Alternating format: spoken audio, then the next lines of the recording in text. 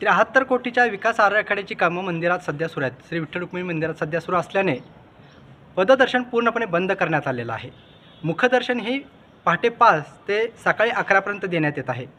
पण पाडव्या दिवशी येणाऱ्या भाविक भक्तांची संख्या लक्षात घेता मंदिर समितीने पाडव्या दिवशी दिवसभर म्हणजे रात्री 11पर्यंत भाविक भक्तांना मुखदर्शन उपलब्ध करून दिल्याने महाराष्ट्रातून मोठ्या संख्येने भाविक भक्त मुखदर्शनासाठी पंढरपूर आलेले आहेत. सावळ्या विठ्ठलाच्या भेटीची ओढ लागलेले त्याचं नेत्रदीपक रूप पाहण्यासाठी त्याला भेटण्यासाठी आलेल्या भाविक भक्तांकडे पाहिलं की एक गोष्ट मनोमन पटते. भक्तीमध्ये शक्ती असते, भक्तीमध्ये ऊर्जा असते, अशी ऊर्जा जी माणसाच्या जगण्याला आणि जीवनाला एक दिशा देते.